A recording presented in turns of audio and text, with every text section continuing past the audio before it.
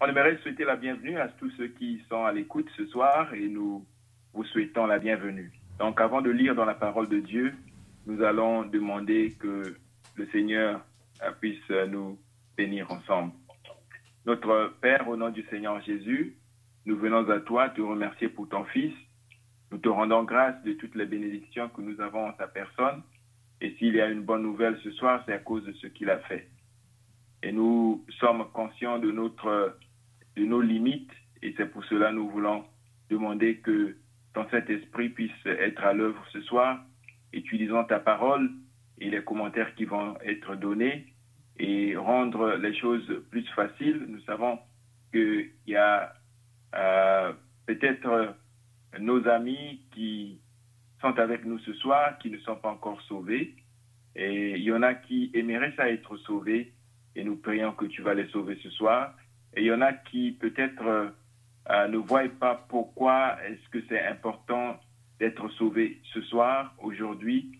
Et nous demandons aussi que tu puisses parler à ceux-là. Peut-être qu'il y en a qui sont à l'écoute, qui ne voient pas l'importance du salut de leur âme, ce qui a été pourvu par ton Fils, en vertu de sa mort à la croix du Calvaire pour satisfaire toutes les exigences pour le salut des âmes. Nous te remercions pour cela, mais nous prions aussi pour ces amis qui, peut-être pour eux, ça n'a aucune importance, dans le sens qu'ils n'ont pas besoin vraiment du Sauveur pour aller au ciel. Donc, pour ceux de ces amis qui pensent de cette manière, notre Dieu, nous prions que tu vas utiliser ta parole et les convaincre toi-même de leur grand besoin d'être sauvés. Donc, nous nous recommandons à toi.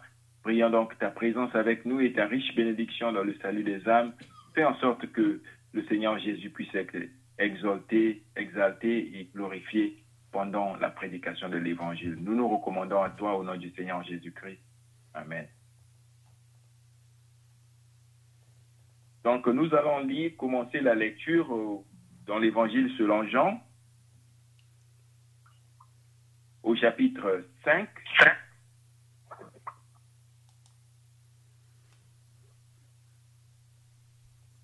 On va lire à partir du verset 22. Le Père ne juge personne, mais il a remis tout jugement au Fils, afin que tous honorent le Fils comme ils honorent le Père. Celui qui n'honore pas le Fils n'honore pas le Père qui l'a envoyé. En vérité, je vous le dis, celui qui écoute ma parole et qui croit à celui qui m'a envoyé a la vie éternelle et ne vient pas un jugement, mais il est passé de la mort à la vie. La prochaine lecture, ça va être dans l'Épître aux Romains au chapitre 10. On va lire à partir du verset 9. Romains au chapitre 10 à partir du verset 9. Si tu confesses de ta bouche le Seigneur Jésus, et si tu crois dans ton cœur que Dieu l'a ressuscité des morts, tu seras sauvé. Car c'est en croyant du cœur qu'on parvient à la justice, et c'est en confessant de la bouche qu'on parvient au salut, selon selon ce que dit l'Écriture, quiconque croit en lui ne sera point confus. Il n'y a aucune différence, en effet, entre juifs et grecs ou ceux des non-juifs, puisqu'ils ont tous un même Seigneur, qui est riche pour tous ceux qui l'invoquent, car quiconque invoquera le nom du Seigneur sera sauvé. Comment donc invoqueront-ils celui qu'ils n'ont pas cru?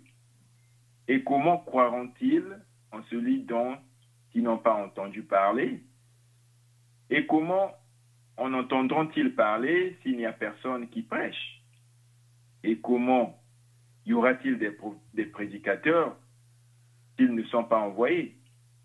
Selon qu'il est écrit, ils sont beaux les pieds de ceux qui annoncent la paix, de ceux qui annoncent la bonne nouvelle. Mais tous n'ont pas obéi à la bonne nouvelle. Ainsi, Ésaïe dit, Seigneur, qui a cru à notre prédication? Ainsi, la foi vient de ceux qu'on entend et ceux qu'on entend de la parole de Christ. C'est vraiment le verset 17 que nous voulons parler un peu plus que tous les autres versets qu'on a lus dans le chapitre 10e de l'Épître aux Romains. Ainsi, la foi vient de ceux qu'on entend et ce qu'on entend vient de la parole de Christ. Donc, nous regardons au Seigneur pour qu'il puisse nous bénir ensemble et bénir la lecture de sa sainte parole. Donc, au chapitre 5 de l'Évangile selon Jean, il s'agit là du Seigneur Jésus qui est en train de parler.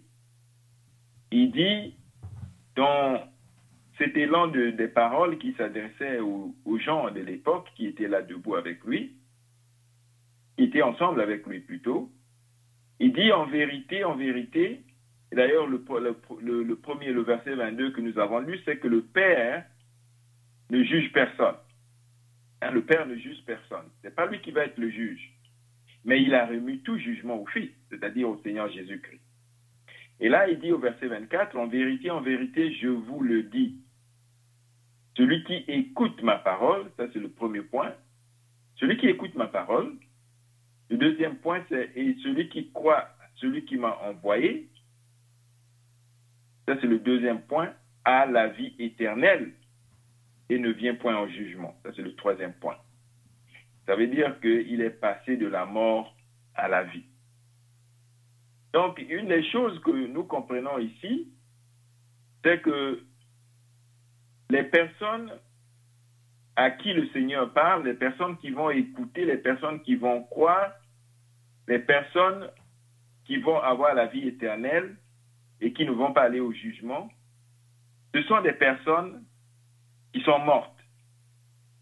Vous dites, une personne qui est morte physiquement? Non, on ne parle pas d'une personne qui est morte physiquement. On parle des personnes qui sont mortes spirituellement. Parce que dans l'Épître aux Éphésiens, l'apôtre Paul, par l'inspiration de Dieu, écrit aux Éphésiens, des croyants éphésiens, des chrétiens qui étaient à Éphèse, il leur dit qu'ils étaient morts dans leurs péchés et dans leurs offenses. Physiquement, ils étaient vivants. Mais spirituellement, ces Éphésiens-là qui ont reçu la vie de Dieu, ils étaient morts. Et la Bible, quand on parle de la mort, en effet, ça parle de cette séparation. La mort physique, c'est la séparation du corps avec l'âme et l'esprit. Ça se sépare. C'est pour cela qu'on voit la personne, l'image de la personne, la morphologie, la forme de la personne est là. Mais la personne ne répond plus. Qu'est-ce qui arrive? C'est que l'âme s'est séparée du corps. Le corps, c'est comme un véhicule. Le corps, c'est comme une maison où l'âme et l'esprit habitent. Et quand la mort prend place, c'est qu'il y a séparation et le corps est là, mais il n'y a pas de vie. La vie physique est finie. C'est fini, ça. C'est parti avec l'âme et l'esprit. Maintenant, toi et moi, lorsqu'on vient dans ce monde, on est mort spirituellement. C'est-à-dire qu'on est séparé de Dieu. Il n'y a pas cette communion, cette communication d'abord.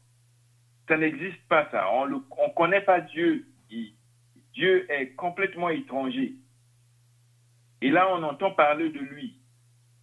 Parfois, on pense à lui comme très, très loin de nous. Mais non, il n'est pas loin de nous, c'est nous qui sommes loin de lui. Donc, il y a cette séparation-là qui est là spirituellement. Oui, Dieu va nous entendre lorsqu'on crie à lui. Mais vraiment jouir de cette union avec lui. Il n'y a pas d'union avec Dieu. Il y a toute une séparation qui prend place. Et nous sommes incapables vraiment de faire le pont entre Dieu et nous. On est mort. On ne peut pas faire quelque chose. Une chose que la mort nous apprend, c'est que le corps est absolument incapable de faire quoi que ce soit. Voyez-vous?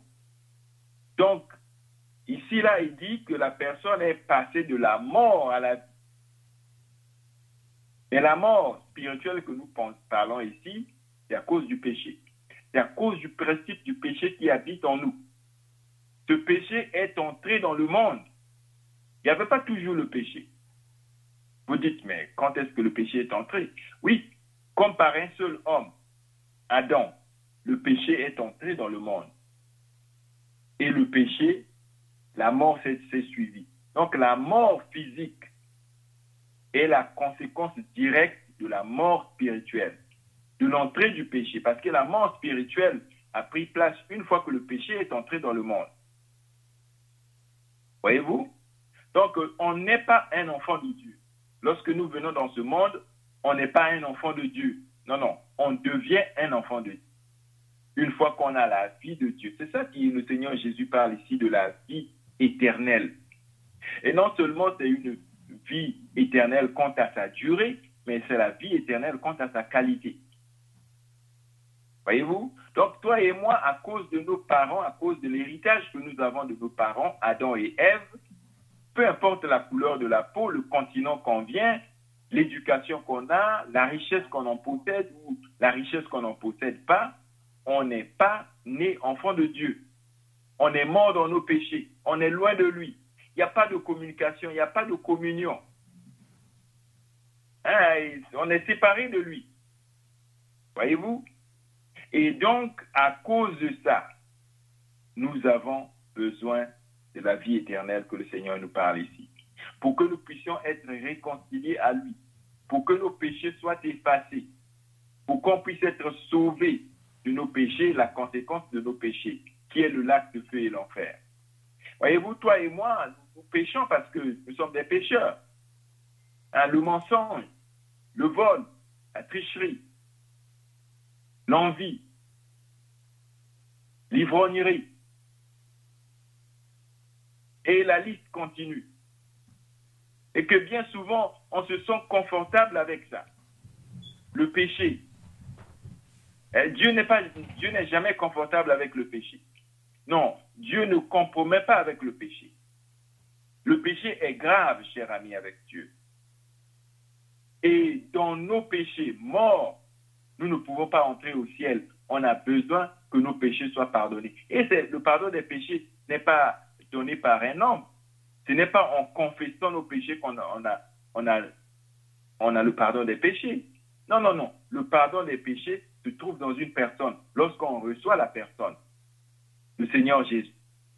En recevant le Seigneur Jésus, on reçoit le pardon de nos péchés. Et là, on reçoit la vie éternelle. On est sauvé. Voyez-vous? Et ici, il dit, en vérité, je vous le dis ici, celui qui écoute ma parole, la parole de Dieu. Pourquoi c'est important? Mais la parole de Dieu est très importante parce que c'est comme ça qu'on va savoir les exigences de Dieu. Qu'est-ce que Dieu veut? Et qu'est-ce que ça prend pour avoir le pardon de nos péchés? Qu'est-ce que ça prend pour être sûr que lorsque nous allons respirer pour la dernière fois sur la terre, que nous allons être au ciel, on ne va pas être dans l'enfer? Parce que, cher ami, quand on n'est pas sauvé, on est en route vers l'enfer. Et si on meurt sans être sauvé, sans avoir la vie éternelle, si on meurt étant mort spirituellement, on s'en va dans l'enfer et le lac de feu. C'est sérieux, ça. Alors, Dieu va nous dire comment est-ce qu'on peut avoir la vie. Comment est-ce qu'on peut passer de la mort spirituelle à la vie spirituelle. Comment est-ce qu'on peut avoir le pardon, le plein pardon, une fois pour toutes, de nos péchés. Avoir l'assurance que maintenant, là, présentement, ce n'est pas après la mort que je vais essayer de savoir si je vais au ciel ou en enfer. Non, non, c'est maintenant. on peut avoir cette assurance-là? Et comment est-ce qu'on va le savoir? C'est à partir de la parole de Dieu. C'est parce que la parole de Dieu nous le dit. Hein, celui qui écoute ma parole et qui croit celui qui m'a envoyé à la vie éternelle, le Seigneur dit. Voyez-vous, donc c'est important d'écouter la parole de Dieu. Pourquoi? On a lu ça dans Romains au chapitre 10, n'est-ce pas? Que c'est en lisant la parole de Dieu, c'est en écoutant plutôt, c'est en écoutant la parole de Dieu que la foi vient. Voyez-vous, c'est important ça. Donc, lorsque nous écoutons la parole de Dieu, c'est-à-dire que lorsque la parole de Dieu est lue par soi-même ou par quelqu'un d'autre, on prête attention, n'est-ce pas? On écoute, on veut comprendre, on veut savoir, on veut aligner nos pensées, parce que, chers amis, naturellement, nous ne pensons pas comme Dieu plutôt. On n'a pas les mêmes pensées que Dieu. On n'a pas les mêmes solutions aux problèmes que nous confrontons que Dieu. Mais lorsqu'on écoute la parole, là, on sait la pensée de Dieu. On sait ce qu'il dit. Et ce qu'il dit est digne de notre foi, est digne de notre confiance. Donc, en lisant la parole de Dieu, ça va nous faire savoir ce que Dieu dit. Et ce que Dieu dit, on peut avoir confiance à 100% à ce que Dieu dit. Dieu n'est pas un homme pour changer ses pensées. Dieu n'est pas un homme pour mentir. Lorsqu'il dit quelque chose, on peut se reposer entièrement sur ce que Dieu dit. C'est ça la foi. On se repose exactement sur ce que Dieu dit. Dieu dit ce que Dieu dit à propos de nous. Hein, c'est ça, ça commence là. Qu'est-ce que Dieu pense de moi? Vous vous êtes posé cette question-là. Qu'est-ce que Dieu pense? Lorsque Dieu me regarde, même ce soir-là, lorsqu'il me regarde, et quand ça vient à aller au ciel ou bien ne pas aller au ciel, qu'est-ce que Dieu dit de moi? Et chers amis, lorsque Dieu nous dit quelque chose, on n'a pas besoin de le douter parce qu'il dit toujours la vérité. Donc on prend Dieu à ses mots. On se repose sur ce que Dieu dit. Écoute, cher ami, ce que Dieu dit. Tous ont péché et sont privés de la gloire de Dieu. Tous ont péché et ne vont pas au ciel, incluant toi. Ça veut dire que toi, pas sauvé, tu ne vas pas au ciel. Est-ce que vous êtes d'accord avec Dieu? Est-ce que vous avez foi en ce que Dieu dit? Est-ce que vous croyez ce que Dieu dit de vous? Parce que la foi vient de ce qu'on entend et ce qu'on entend vient de la parole de Christ. C'est une parole certaine et entièrement digne d'être reçue. La parole de Dieu est digne d'être reçue. Que Christ, Jésus est venu dans le monde pour sauver les pécheurs. Mais avant qu'on croie à ce que Dieu dit de son Fils, il faudra qu'on croie premièrement à ce que Dieu dit de nous. On est des pauvres pécheurs perdus et nous ne méritons même pas d'être au ciel. Vous dites, mais ça va un peu plus loin, trop loin avec ça. Non, non. On n'est pas digne d'être au ciel. On ne mérite pas d'être au ciel, cher ami. Pourquoi?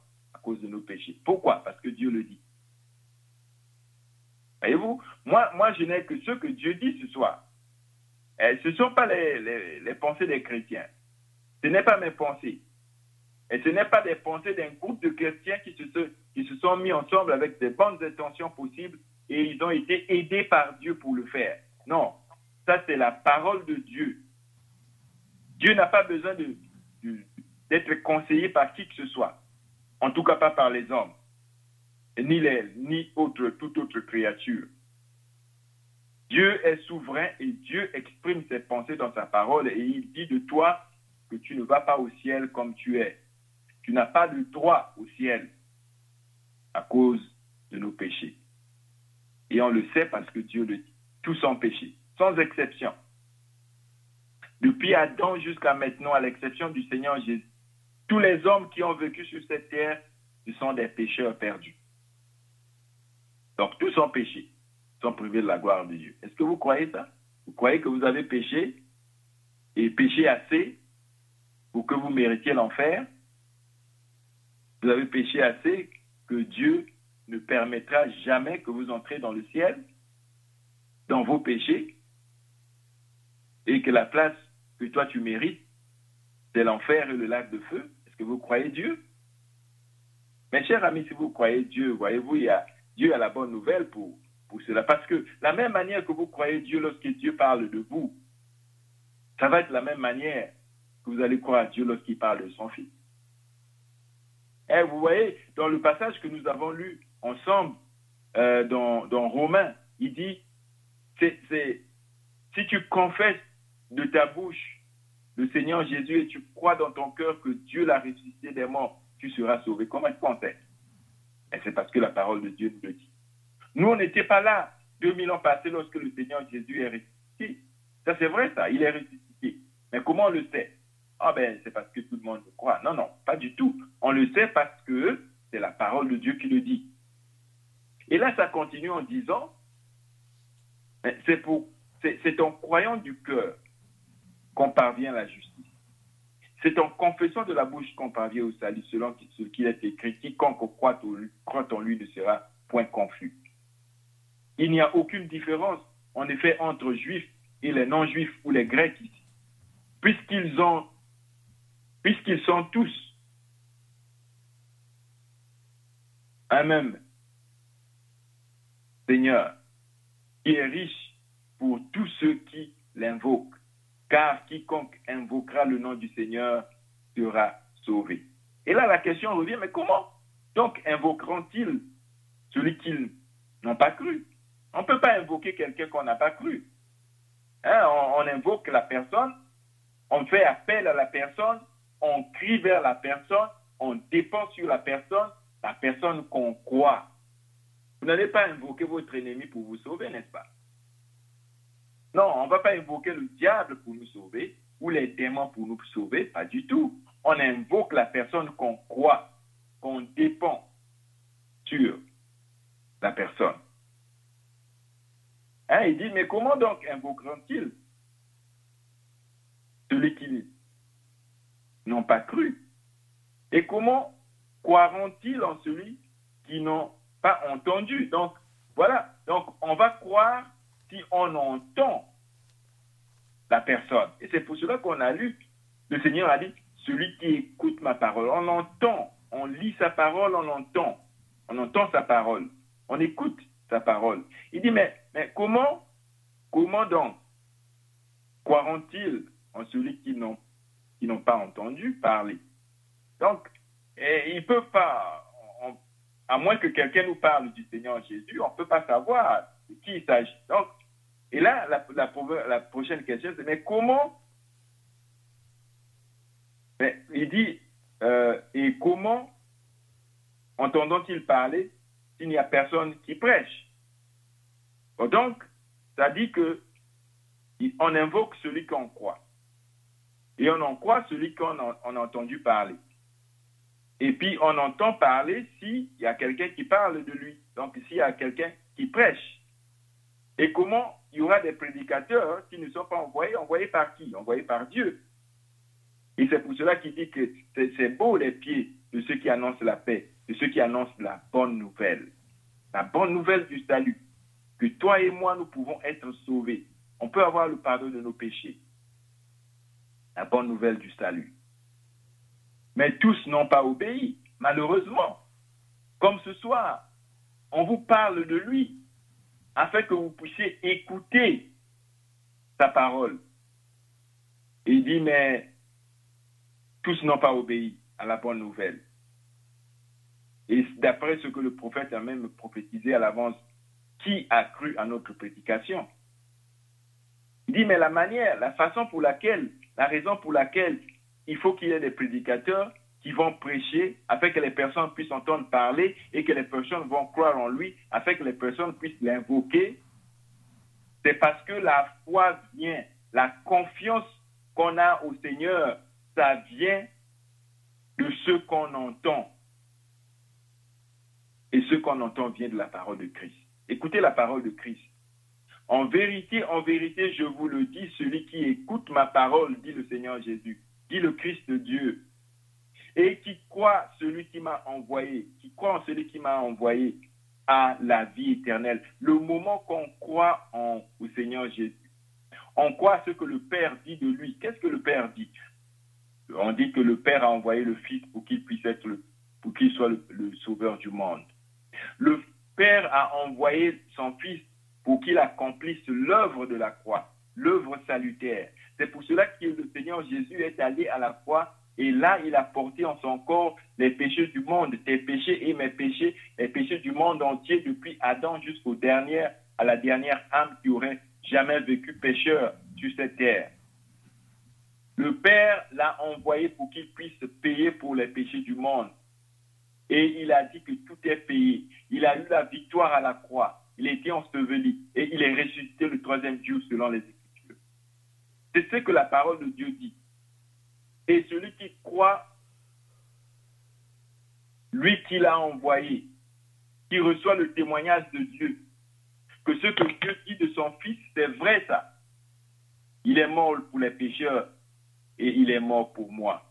C'est dit qu'il a la vie éternelle et ne vient point en jugement, parce que si nous sommes morts dans nos péchés, si nous ne sommes pas sauvés, si on n'a pas le pardon des péchés, si on ne va pas au ciel, on s'en va au jugement. Et le jugement, ce n'est pas pour décider si on va au ciel ou pas. Non, le jugement, c'est pour décider le degré, la sentence qu'on va avoir dans le jugement de Dieu. On va être puni pour nos péchés et à quel niveau. Donc, le verdict va être donné au jugement. Les chrétiens qui sont sauvés, les chrétiens, c'est-à-dire les personnes qui sont sauvées, n'iront jamais au jugement. Pourquoi? Comment est-ce qu'on sait? Mais c'est bien écrit ici. C'est écrit que, en vérité, je vous le dis, dit le Seigneur Jésus, celui qui écoute ma parole et qui croit à celui qui m'a envoyé à la vie éternelle et ne vient point en jugement. Vous savez, on a toujours pensé dans la religion que tout le monde va aller au jugement. Et là, Dieu va mesurer les œuvres. Les bonnes œuvres, il va mettre d'un côté et les mauvaises œuvres de l'autre. Il va peser ça, la voir si les bonnes œuvres vont peser plus que les mauvaises œuvres. Hein? Et là, bon, Dieu va décider en ce moment-là, dit, bon, ben tiens, tu as fait quand même beaucoup de bonnes œuvres et aussi tu as fait les mauvaises œuvres, mais les bonnes œuvres ont été plus, bon, là, tu vas au ciel. Il y a un autre qui arrive, il dit, ben tiens, tes mauvaises œuvres pèsent beaucoup, tu as trop fait et tu as moins fait des bonnes œuvres, là, tu t'en vas en enfer. Mais cher ami, ça, c'est pas selon la Bible, ça. C'est loin de la vérité. Ça ne se passe pas comme ça. Pas du tout. Parce que ceux qui sont sauvés, d'après ce que le Seigneur Jésus dit, on espère bien que vous croyez à ce que lui dit. Parce que ce n'est pas nous qui disons ça là. Ce n'est pas les chrétiens ou les groupes de chrétiens qui disent ça. Ce n'est pas les apôtres non plus. Ce n'est même pas un ange qui dit ça. C'est le Seigneur Jésus lui-même, Dieu qui dit, celui qui croit à celui qui m'a envoyé à la vie éternelle et ne vient point en jugement. Jamais. Voyez-vous, c'est la bonne nouvelle, ce qu'on disait là-bas. Tous n'ont pas cru à la bonne nouvelle, malheureusement. Et toi, cher ami, tu n'as pas encore cru à la bonne nouvelle. Mais c'est quoi le tort? Qu'est-ce qui ne va pas? Voyez-vous, Dieu veut que tu sois sauvé. Dieu veut que tu aies la vie éternelle.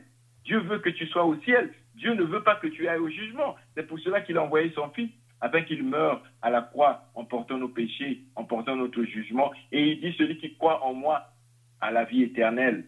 Et il ne viendra pas au jugement. Pourquoi? Parce que lui a été jugé à ma place.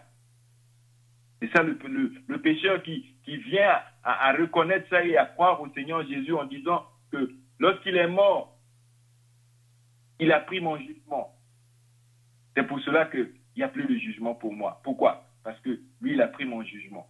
Ne vient point en jugement, mais il est passé de la mort à la vie.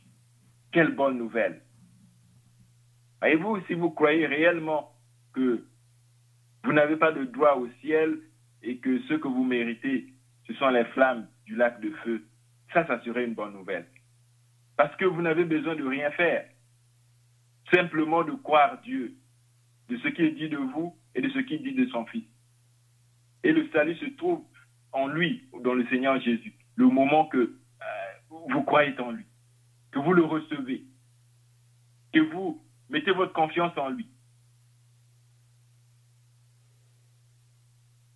moment même, vous recevez la vie éternelle.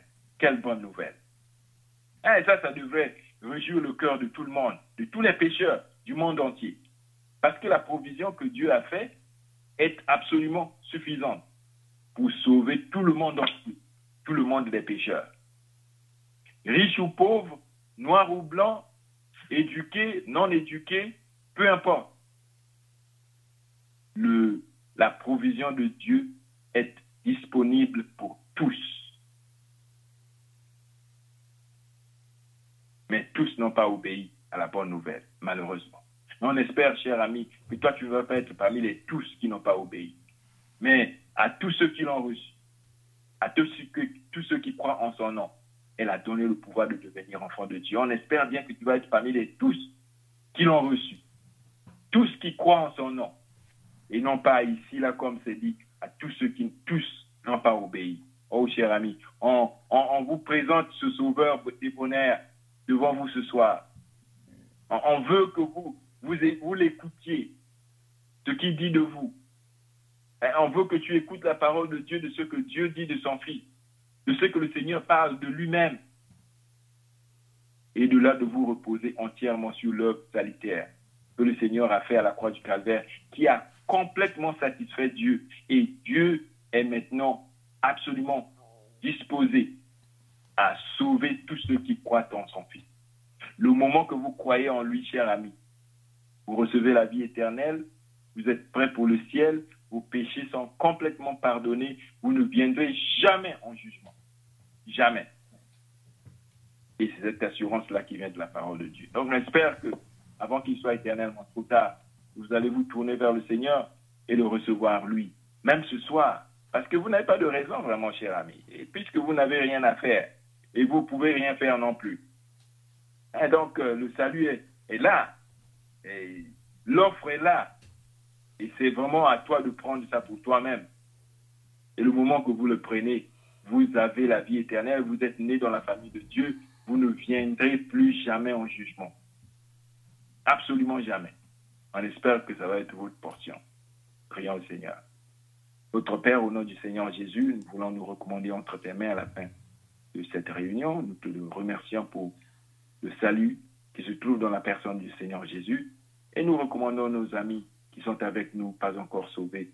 Notre Dieu, que tu vas utiliser ta parole et que le Saint-Esprit va être à l'œuvre afin de pouvoir venir parler, continuer à parler à ceux qui ne sont pas encore sauvés, jusqu'à ce qu'ils ouvrent leur intelligence et qu'ils puissent recevoir Christ comme leur sauveur personnel. Donc nous nous recommandons à toi, te remercions encore une fois pour la bonne nouvelle, au nom du Seigneur Jésus-Christ.